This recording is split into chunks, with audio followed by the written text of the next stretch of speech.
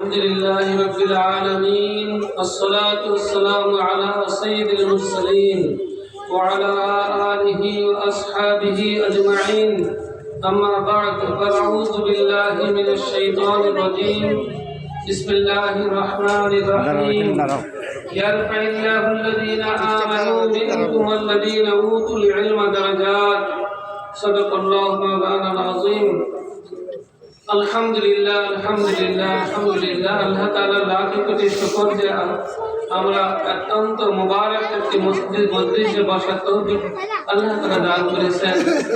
আমাদেরকে চতুর্দিক থেকে আল্লাহর রহমতের বৃষ্টিরা ঘেরাও করে আছে, আল্লাহর রহমতের বৃষ্টি বর্ষিত হচ্ছে। তো আলহামদুলিল্লাহ আমরা যখনই কোন মজলিসে আল্লাহ ওয়ালাদের মজলিসে ওলামাদের মজলিসে আমরা বলবো, নিয়ত করবো যে আল্লাহ যারা এখানে আসছেন তাদের সিনার নূর আমাদের সিনায়ও দিয়ে দেন আর আমল করার তৌফিক দেন। এখন তো আলহামদুলিল্লাহ দীর্ঘ সময় বয়ান হয়ে গেছে আর আমি আগমনকারী বক্তা না, আমি মাঝে মাঝে বক্তৃতা দেই না, খুব কম দেই।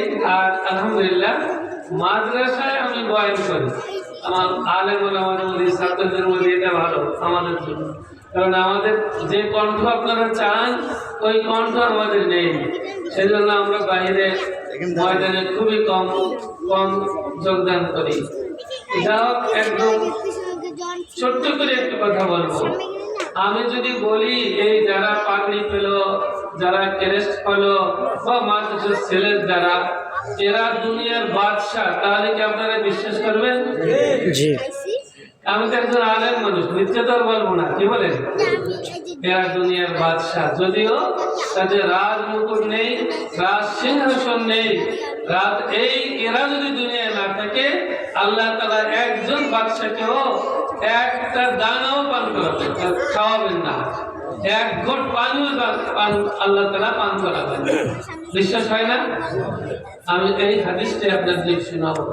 মুজাহিদুল আজম আল্লামা শামসুল হক ফরিদপুরি রাহমাতুল্লাহ নাম শুনেছেন, হাফিজ হুজুরের একেবারে আপন ভাইয়ের মতো দুইজনই এই ঢাকায় আলো জ্বালাইছেন। হাজার হাজার মাদ্রাসা আলেম সব ওনাদের অবদান। ওনারা ঢাকায় আসার আগ পর্যন্ত ঢাকার এমন কোন একটা মসজিদ ছিল না যেখানে কোন আলেম ওই ইমামের পিছনে নামাজ সহি হয়, কোন একটা মসজিদ ছিল না।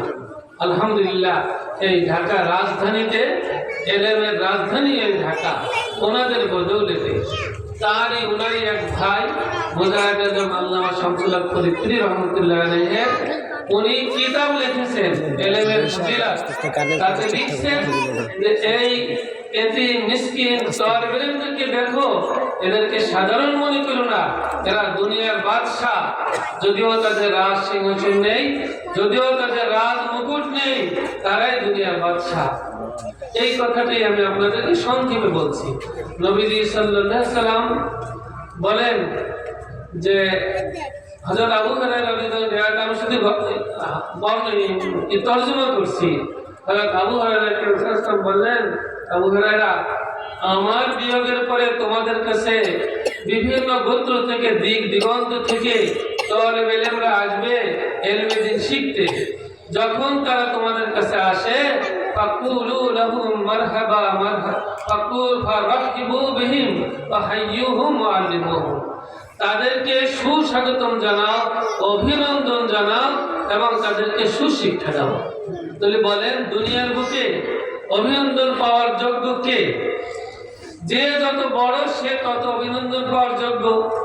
আর দুজাহানের বাদশাহ আল্লাহ নবী সাল্লাল্লাহু আলাইহি সাল্লাম বলতেছেন যে এই দুনিয়ার বুকে অভিনন্দন পাওয়ার যোগ্য তলবে ইলমরা, এই যে যারা পাগড়ি পরো, এই যে বাচ্চা শিশু যারা আলিফ বা পড়ে, এরা হলো দুনিয়ার বাদশাহ। একমাত্র তারাই অভিনন্দন পাওয়ার যোগ্য। এরপরে হুজুর আবার বলেন, হযরত আবু সাঈদ খুদরি রাদিয়াল্লাহু রওয়ায়াত, ফাইজা রাআইতুমুহুম ফাকুলু লাহুম মারহাবা মারহাবা বিওসিয়্যতি রাসূলিল্লাহ সাল্লাল্লাহু আলাইহি ওয়াসাল্লাম। খুব মনে রাখবেন কথাটা।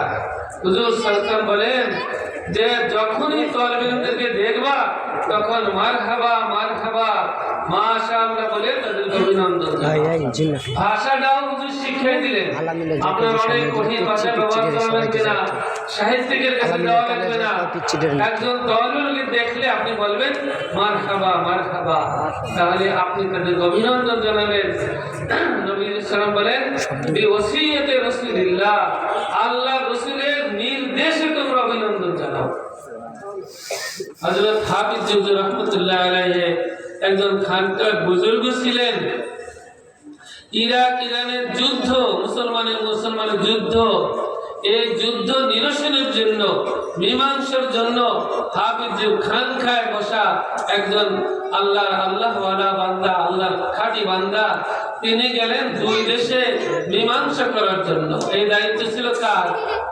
সৌদি আরবের বাদশার দায়িত্ব ছিল না অন্য কোন মুসলিম দেশের বাদশারও তো দায়িত্ব ছিল কেউ তো আগে আসতো না তো এই বাদশাহের মীমাংসা যে করে সে বাদশার বাচ্চা না বলেন সে বাদশার বাচ্চা না বাচ্চার বাচ্চা না হলে সে কি মিলাতে পারবে তাকে দাম দিবে ঘরে ঢুকতে দেবে সিংহাসন তাদের রাজ দরবারে ঢুকতে দিবে তাহলে বাদশার বাচ্চা হাফিজ হুজুর রাহমাতুল্লাহ ছিলেন হযরত থানিবী রাহমাতুল্লাহ আলাইহি ওনার মুরিদ ছিল নবাবরা বাংলাদেশের বারবার দাওয়াত দিয়েছেন হুজুর কবুল একবার কবুল করছেন হুজুর আসছেন ফুলবাড়িয়া যখন নামছেন তখন দেখেন যে পুরো রোডে লাল গালিচা বিছানো একদম নবাব বাড়ি সদরঘাট পর্যন্ত হুজুর বললেন যে আমি চলে যাচ্ছি আমি এই শান শওকত দেখার জন্য আসিনি চলেই গেলেন